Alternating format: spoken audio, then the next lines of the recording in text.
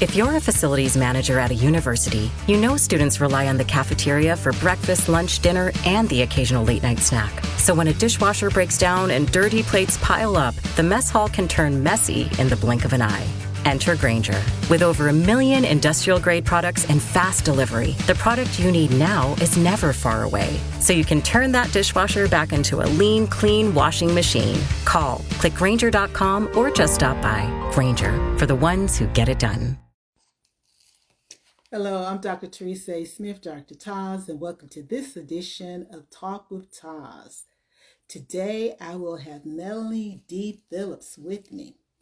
And Melanie is a 2-time best-selling author. Let me see if I can get her in. Okay.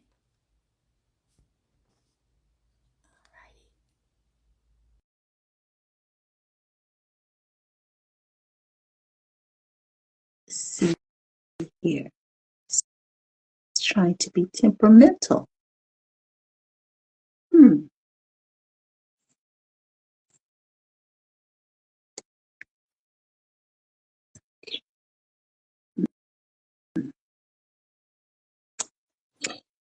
Oh, there you are, Melanie. It was being temperamental. Yes. It is so good to see you. Good to be here. Thank you. I am honored to be here with you, Dr. Teresa. Well, thank you so much. Let me introduce you to the audience. Again, guys, welcome to this edition of Talk with TAS. I'm your host, Dr. Teresa A. Smith, Dr. TAS, and today I have with me Melanie D. Phillips. She's a 2-time best-selling author, a publisher, an accomplished ghostwriter, and a sought-after speaker. She's the founder of Strengthening the Bond, an organization that creates safe spaces for mothers and daughters to connect, heal, and celebrate each other. She's known as the Life Shift Coach.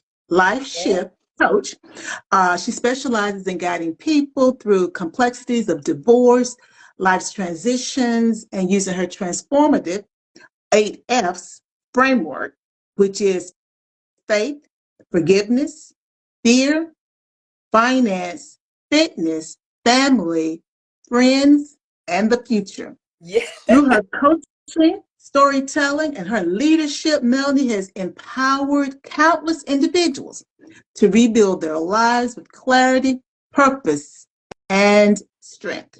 So if you've been looking for practical tools, inspiration, or ways to heal and grow, this conversation is going to be packed with value for you. So you're in the right place at the right time. Melanie, thank you so much again for joining me today. Thank you for having me, Dr. Teresa. It is such a pleasure. Yes. Well, I wanted to kind of give a little backstory for folks. Can you tell us a little bit about the inspiration for your organization? The inspiration for Strengthen the Bond, actually, I was in the midst of going through a divorce. And one particular day, my daughter came over to pray for myself and my son. And at that particular time, I heard the Holy Spirit said that you and your daughter's bond was being strengthened. Now, I didn't know what that meant. I didn't know. I was like, okay, Lord, I don't know what this means. So during the process of the divorce, the Holy Spirit came back to me again and said that it's time for you to form this organization. And the organization is to bring mothers and daughters together. And what I will call it is Strengthen the Bond. So that's how that name came about. So it's an organization where I bring mothers and daughters together to connect. I use certain tools, I use tools and outlets so that they can connect, so that they can heal, so that they can celebrate each other by strengthening their bond and communicate as well. So yes. Well, I think that is a wonderful platform, because I think about you just happen to be going through a divorce, but there's so many reasons that keep mothers and daughters from connecting Absolutely. or their bond being solid. So to have an organization that's focused on strengthening those bonds and celebrating the connection, I think is so needed at this point. And, I have a mother, and I'm very grateful that my mom is still with me. But sometimes relationships can be challenging when you talk about mother and daughter relationships. So, what types of challenges have you encountered helping mothers and daughters to strengthen their bond? I have encountered all kinds of different relationships where mothers and daughters are estranged from each other, where mothers and daughters, they may have a relationship, but it may not be a healthy relationship. Some mothers and daughters, the mother may have been, and in some kind of substance abuse program or something like that, or either the daughter. It's not just all the way with the mother, because the daughter can have these things going on as well. It just depends. It's several different issues that they may go through. Some of them are, especially with teens. Now, I was talking about with, more mature mothers and everything, but with teens, you may be dealing with a rebellious teen. You may be dealing with a daughter that has dealt with generational things, that is, like, the mother may have gone through something, we talking about rape or molestation or drug abuse. Then that mother's mother, the grandmother, may have gone through something, and then it trickles. It's a trickle down effect where the daughter may be going through the same thing. I had one mother where the mother was in an affair and had this child out of the affair. And that was a huge issue because the child did not spend the only time the child got a chance to spend time with her father was on holidays. And it's so many different issues. So trying to bring them back together so that they can have a relationship, some type of relationship, using the tools that I have put in place so that they can have a relationship, because they're not always going to have a great relationship, but we want them to have a relationship where they can respect each other at least. I always say my motto is, we are not each other, but we are each other's keeper. So, yes. I like that we are not each other, but we are each other's keeper. Now, you mentioned several potential challenges from substance abuse. I talk very publicly about the fact that I was sexually abused as a child. So I'm an incest survivor. You talked about rebellious teens. So I want you to select one of those and then help the audience to see how you would use your tools to then help the mother and that daughter improve their relationship. All right, I will start with the mother dealing with was in an adulterous affair, and the daughter not having the capabilities to see her father anytime that she got ready. Well, what we did was had coach the mother and the daughter, because at one time the daughter did not want to have anything to do with the mother at all. She was mad at the mom and she was mad at the dad. So we at least was able to bring them together to start the conversation. The daughter asked the mother, why did you do this? And the mother responded. Of course, the mother responded, but the mother went to say she felt like that person was the only person that saw her, and she didn't know that it was going to last that long, and she didn't know that she was going to end up getting pregnant. So certain situations, begot certain different circumstances. The daughter was then still upset because the wife of the father did not know that he had a daughter. So it was just a huge mess. But what happened was the mother did reach out to the father, and the father eventually had to tell his wife what happened. Now, at that point, we talked and we was able to at least get the mother and the daughter together. We was able, they had several different coaching sessions. They were able to talk about the situation with the dad.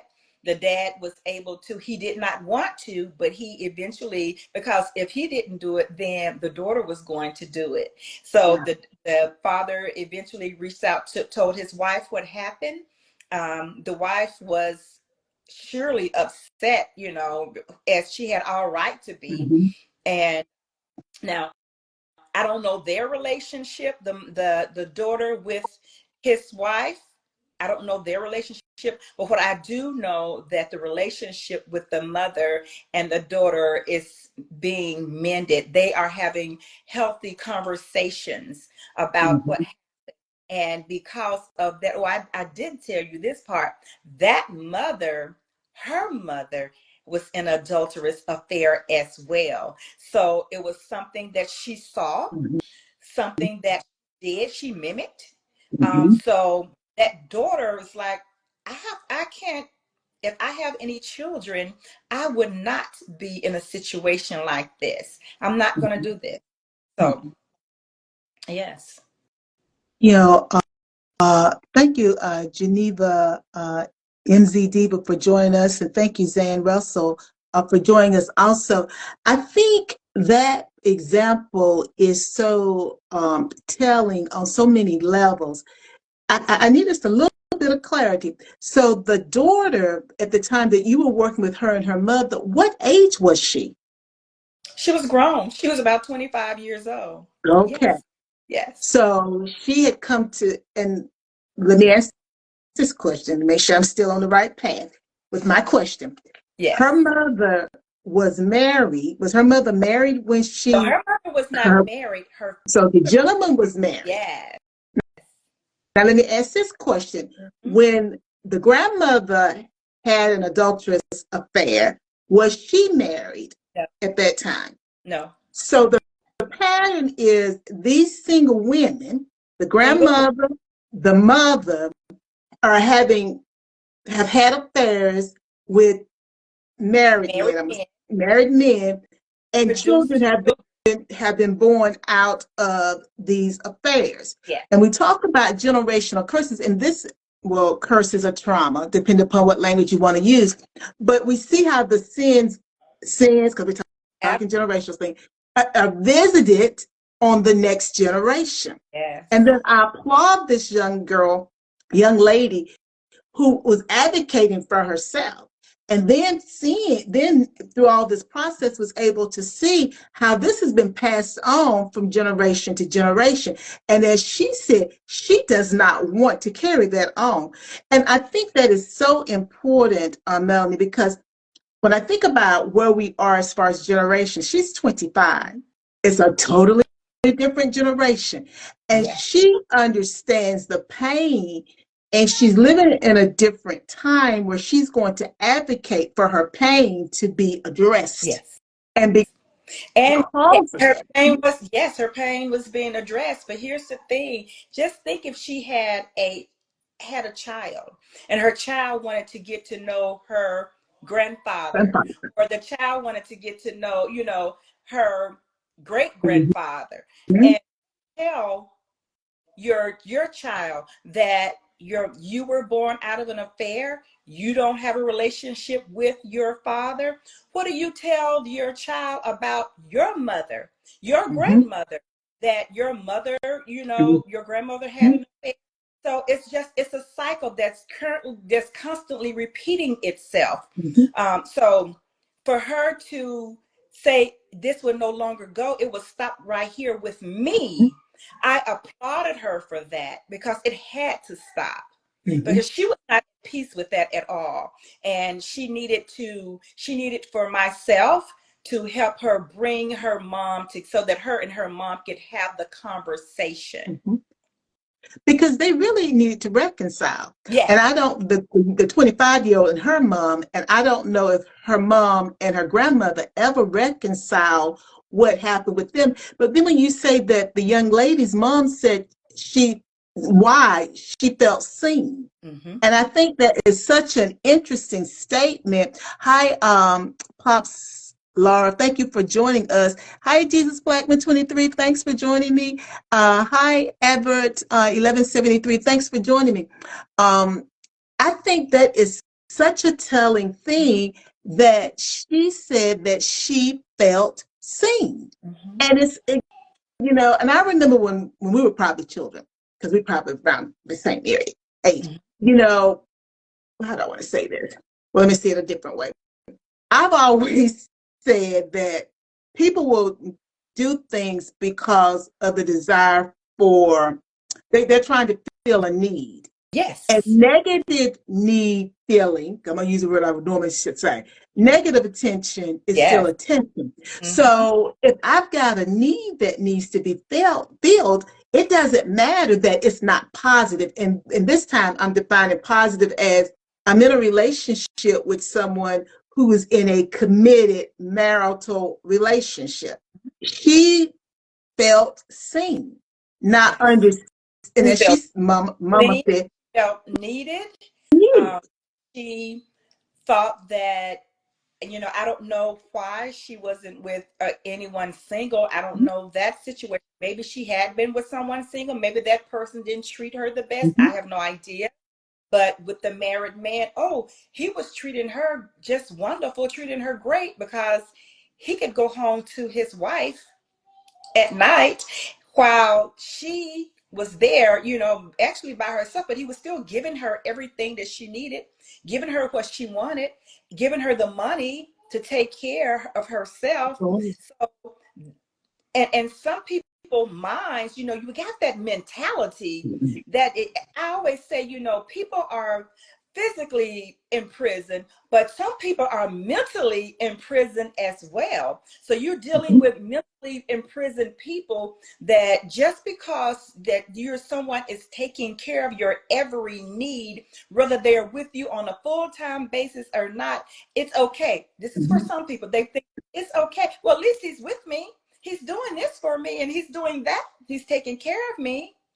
And and what you don't realize when you bring a child into the situation, because you are a hurt individual, and then you hurt the next person, you will hurt your child as well. Mhm. Absolutely. Hi, Donna. Thank you for joining us. And hi, Eugene Wright. Thank you for joining us. And you're so right with that, Melanie, because I think about situations of abuse Yes. and people are going to leave the environment or they contemplate leaving, but the person, and it could be male or female or trans, the person is taking care of all of the needs. So they opt to stay in that relationship, that toxic environment. Well, it's one thing when you make that decision for yourself. It's another thing when you make a decision like that then impacts the children who are being raised in that environment. Because what are we teaching the children? They're always watching and they're always listening. What are we modeling for them? Because basically that's what was happening with this family. And then for some, the parent or the child, depends on who it is, have the audacity to say, you do as I say, not as I do. How can you tell someone to do as I say and not as I do when the child is constantly watching the parent? And this I'm sorry, go ahead. Yeah, this is all the child sees, so this is all the child knows. So you have no concern for that child. That child eventually is going to grow up. That child going to want to know why my dad only comes around on holidays. Who is he going home to? Where is he going every day when he leaves me or whatever? And people just don't think about that. And then you get upset because you have a ton of questions that's being asked of you. And I don't know how to respond.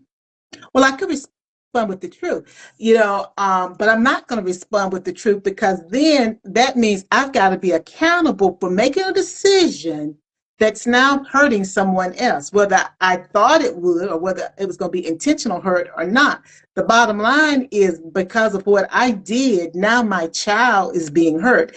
And then the thing about, he had to tell his wife after all this time because this young lady was going to let her know that this is her father. I don't even think the mother was going to even have that conversation or even talk to the father at all until the daughter said that if you don't do it, I'm going to do it. I'm going to reach out to him. I'm going to, and see, with good old Mr. Google and the internet and all of that, you can find anybody. An address is nothing to, you can find an address in a matter of seconds. So she already knew where he lived. So her next step was to pay him a visit. So he had to respond. When that mother reached out to him, he had to respond to her. But Melanie, because I know we're talking about mother-daughter relationships, but this, when we can heal one relationship, particularly this type of relationship that we're talking about, then there's going to be a trickle effect for the father. So did the mother, because I don't know her backstory, did the mother of the 25-year-old think that her daughter was never going to want to actually see her father as an adult?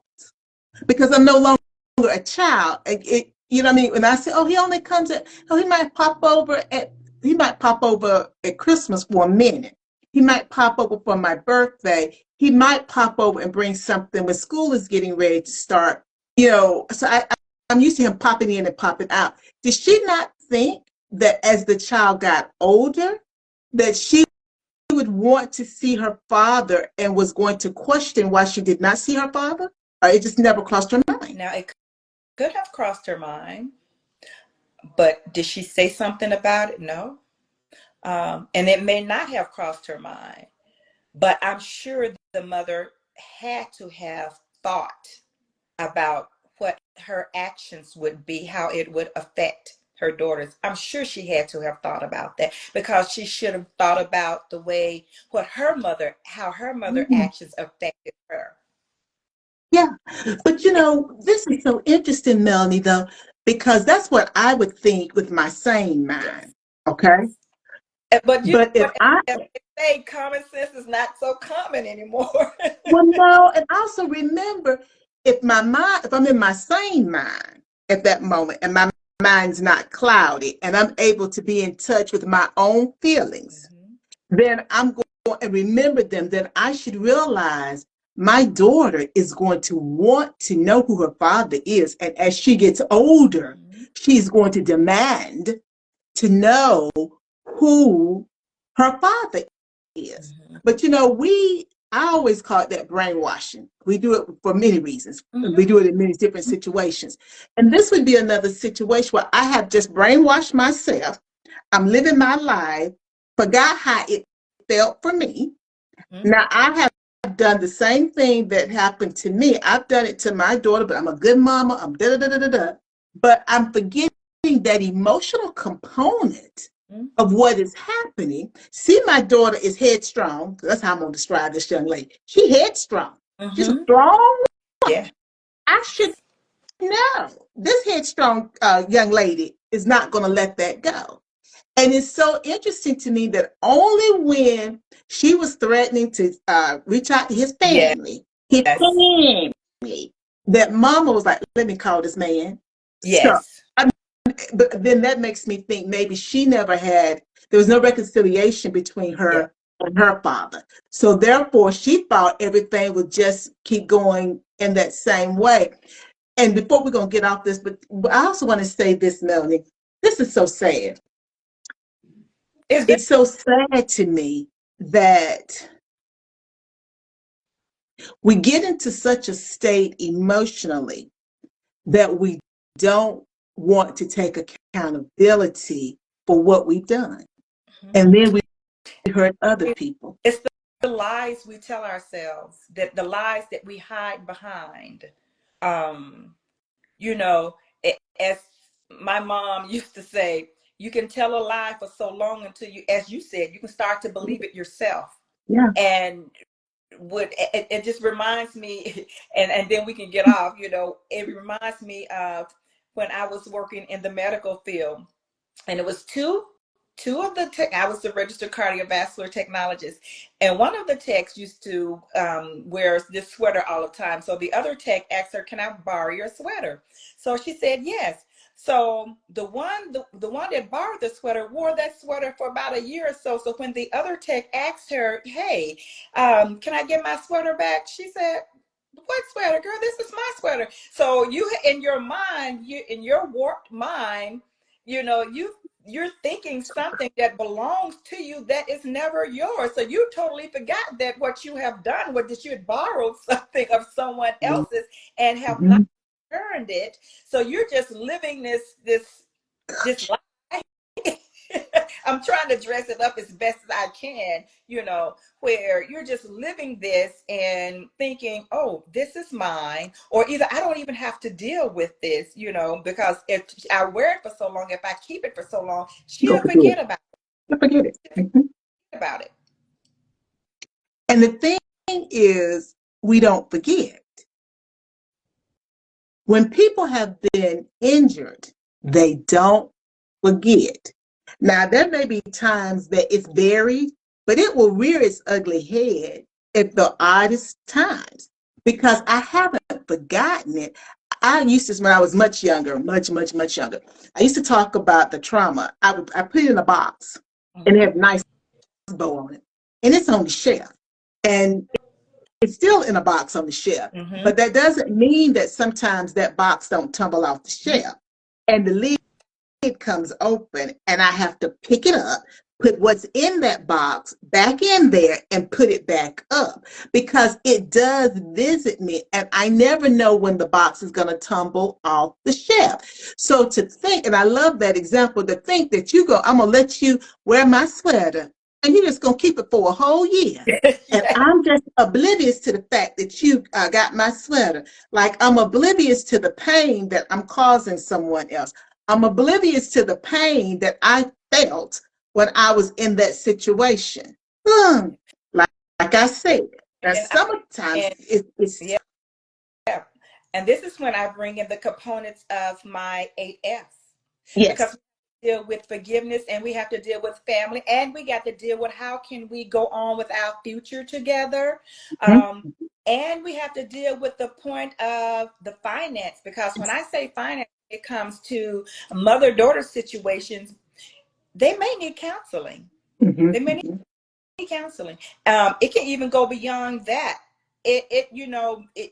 When you're talking about finance and you're talking about someone that's dealing with trauma, where can trauma get you? Trauma can have you out here eating constantly or shopping constantly, buying stuff that you Mhm. really don't have money to purchase.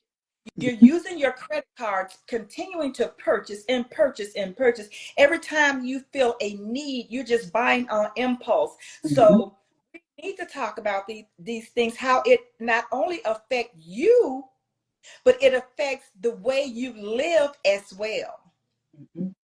Absolutely, because I was going to ask you about the your 8Fs framework Yeah, and use it for this particular yeah, situation, since this is the one that it seems to have piqued everybody's interest. And Geneva said, "We're speaking truth here," and we talk about, oh, I need retail therapy. yes. Now, I've never said the retail therapy, but I've always thought it was interesting, and I'm like, retail therapy, but you're right. We're still trying to fill a need there. And it could be Absolutely. food, it could be alcohol, it could be drugs, it could be prescription drugs, illegal drugs. It could be sex, Yes, people. absolutely. That's a real need. Yeah. I've seen people to uh, have those sexual desires. That's a need that people, run to. Mhm. Yeah. And I think though when we talk about the framework, the faith, the forgiveness, the fear, the finance, and that fitness, and fitness is I'm looking at that from a holistic, emotional, psychological, physical, intellectual. Yeah. It's everything. Every, And then, that family, friends, and then knowing that there is a future beyond where we started. For using this example or another, help me to understand how you would apply the 8 F's to help the mother and daughter work through whatever their specific issue is. Oh, Michelle, I don't hear you.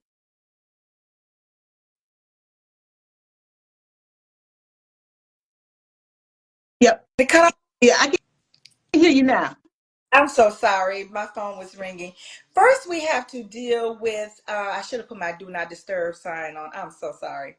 That's But okay. first, we have to deal with forgiveness. And when I say forgiveness, you have to learn how to forgive yourself first. You have to have Mhm. peace that will surpass all of your understanding. You need strength, for you to be able to move forward. You have to learn how to forgive yourself, and then you can you can start with working on forgiving. Oh, you silent again, Michelle. You must have had another phone call come through. Okay, Can you hear me? I can hear you now. Uh-huh. Okay. You have to start forgiving. You have to forgive yourself first, because you're mad at yourself. You're mad at yourself, wondering, why does my dad not come over to visit me like he should? Is it me? Mm-hmm. That do you not care about me that much? You only want to see me on the holidays? Is it that you just don't care? You care more about your other family than you do me? So it's a lot of things that's playing in her mind. And then you're talking about forgiving yourself. Like, it's not your fault. It's not your fault. This is something that is bigger and larger than you. So therefore, you have to go to the source. So now you have to learn how to forgive your mother. And then Yes. you have to have that conversation to even go back as far as forgiving your grandmother, because this is learned behavior. It's Mm-hmm. Mm-hmm. learned behavior. So it's a lot of things that, where forgiveness plays a huge part in everything that you do. So once you start working on that, chipping away with forgiving yourself, chipping away with forgiving your mother, your father, your grandmother, then you can start working on other things. Because I know when I was in the midst of going through my divorce, the Holy Spirit told me, if you do not forgive others of their trespasses, then I won't forgive you of your trespasses. Yes. Yeah. So that's another whole component right there. That's biblical. So, Yeah. Mm-hmm. you are mad and upset where you're not, and now here's the thing, I get it. How can we move forward? You may not even know how to forgive. That's another thing. How do we start the process to learn how to forgive?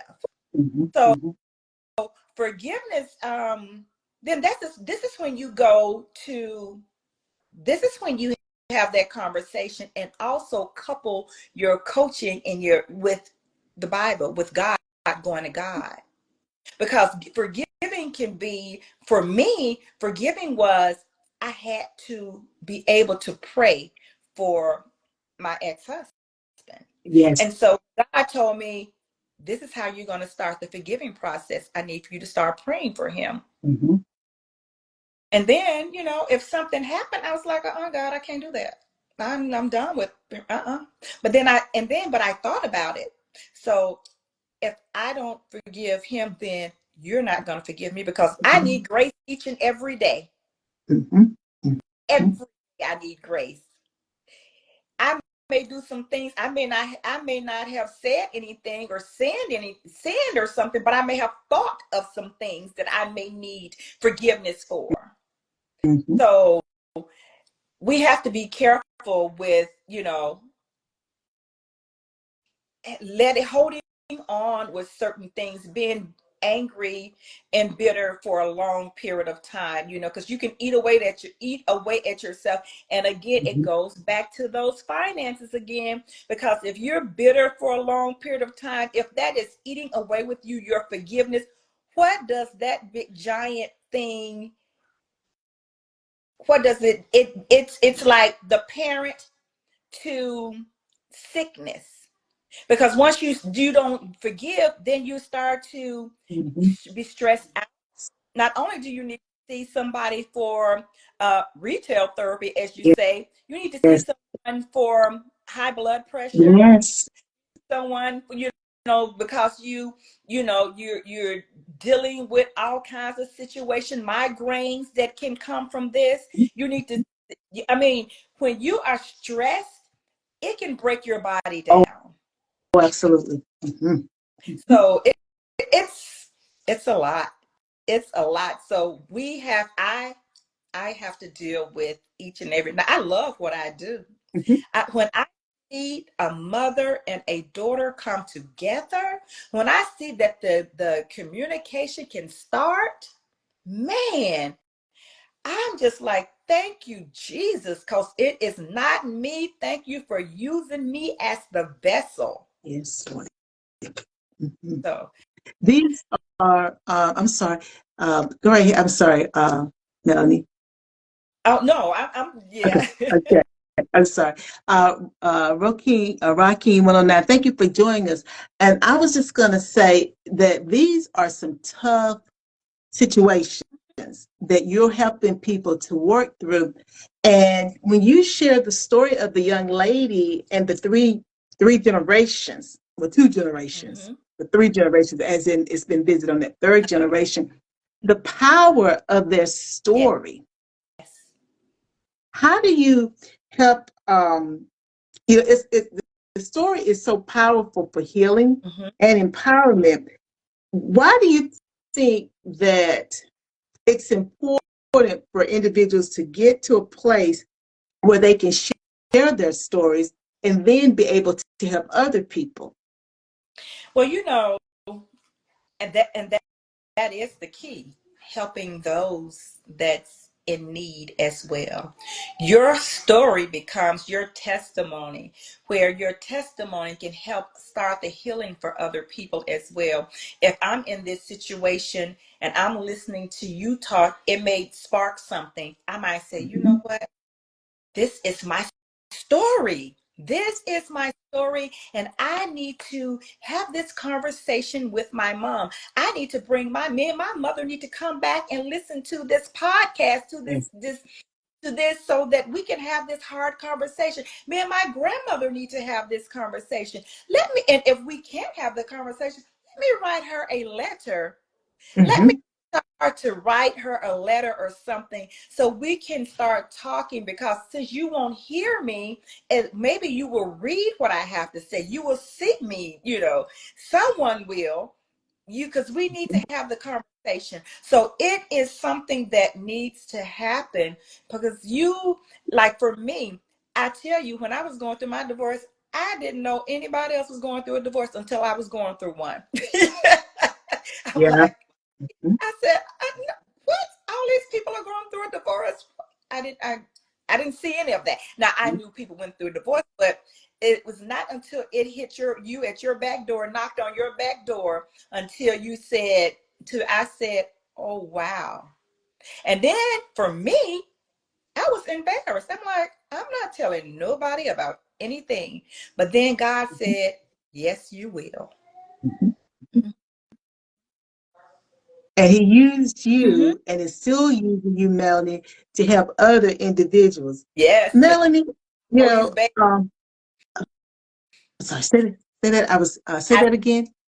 To birth all these babies, all these different things that I'm doing. Yes. Absolutely. Because you also provide coaching services. Is that Yes, correct? yes, I do. I can, and for my coaching, I coach mothers and daughters. I coach individuals, mothers or daughters, and I coach them on a group level as well. I also coach people that's making the transition through divorce. Uh, how I got through it using the 8 F's. using the 8Fs, this is how I was able to bring them into the fold when it came to helping others, because these are the things that I use.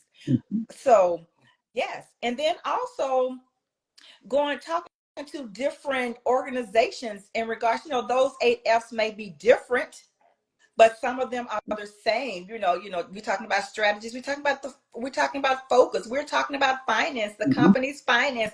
We're also talking about what affects you at your organization, how it affects your family back at home. Yeah.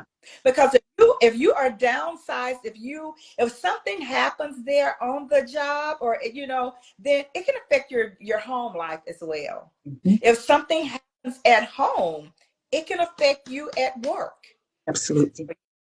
And that's the reason why I like that. I'm going to call your 8Fs like a wraparound. I like that because it does. Hi, Eddie.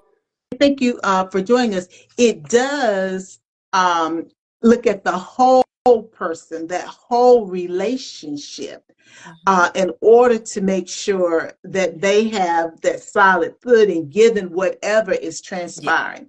Yes. And sometimes, as you said, we're going through things and we don't realize other people are going through the exact same thing. The exact same thing. So, Melanie, how can the audience stay in touch with you? How can they reach out to you if they want to learn more about your services? Listen, it's real simple. You can go to my website,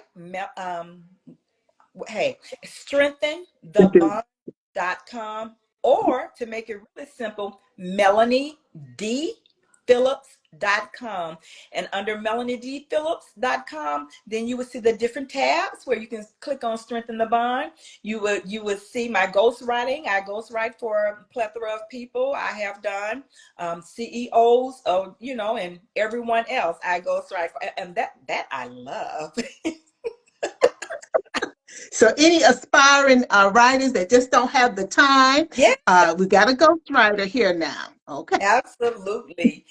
And here's the thing, I can talk about one book that I've written, because she wants people to know that I wrote it for her. And actually it will be coming out February the 22nd. And if you are linked to me on Instagram, Strengthen the Bond on Instagram, or Facebook, Melanie Richardson Phillips. And here's the thing with Facebook, because my Facebook page was hacked a year ago, if in order for people to continue to reach me, I took the hyphen out between my maiden name and my last name, and so that people can still be able to reach me. Some of them still have not reached me. I lost so many followers, but it's okay, because God has so much more in store, so I can't even worry about the past. But I said this young lady that I just written her book, and it will come out February the 22nd. It's called My 16-Year Crack Cocaine Addiction. And these are the things that she's been going through. She's dealt with so many things when it came to her being a crack user. Her mother-daughter situations. One of those. She was dealing with her being having low self-esteem, low self-worth, not respecting herself, actually, and allowing others not to respect her as well. So these are some of the things that we talked about in her book, and it's a really good book. And I don't even want to give everything away, but the sad thing is, which ended up being a great thing, one of the sad things is, because of the drug use and all of this, she was in a terrible accident. But within that, she is able to get clean, speak to people. She's been clean now for 11 years. I thought, okay, she's been clean for 11 years and she's doing great. So now I told her, I said, now I got to get you to where you are out talking and speaking and helping other women, helping helping mothers, helping men, because men go through things as well. We can't Absolutely. leave the men. They are important too. Um, you know, just helping those who need the help. Mm-hmm. Yes.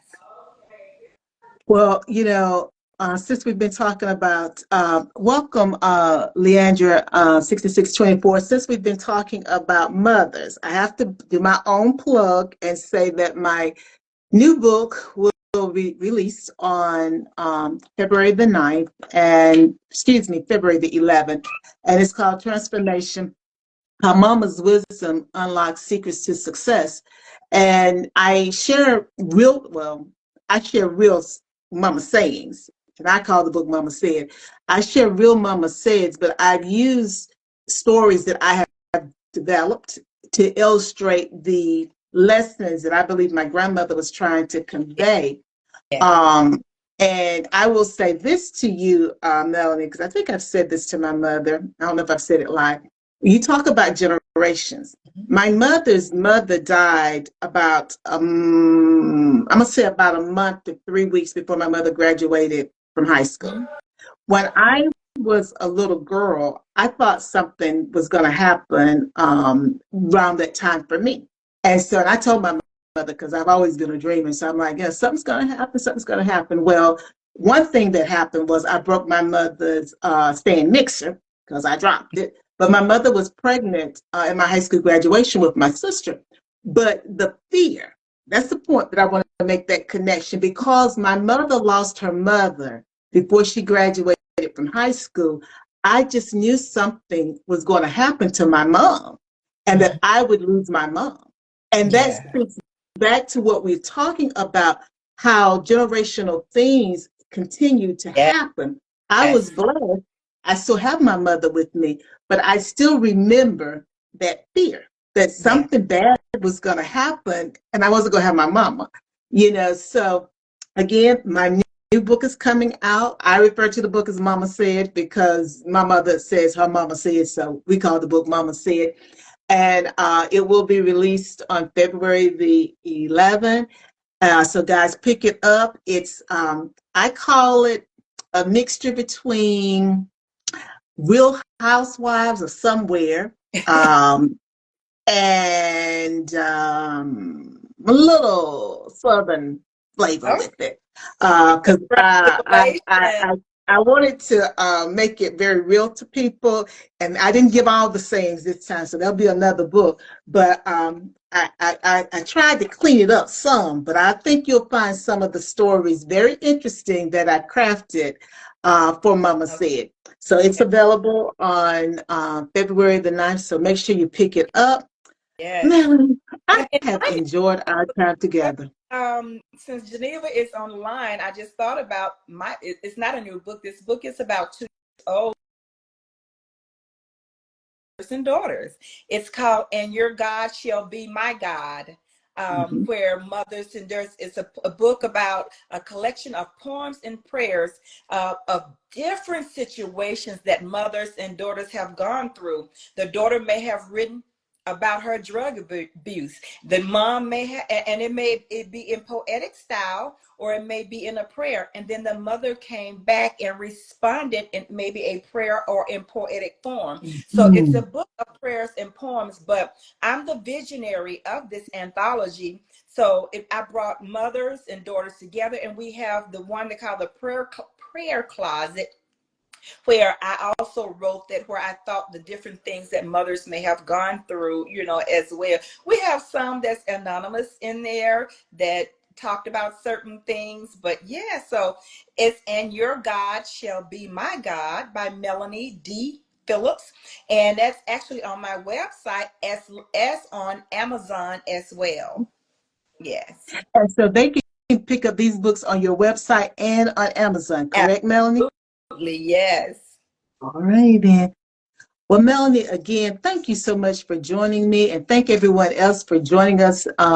It has been a very enlightening session, and I do appreciate you sharing your wisdom.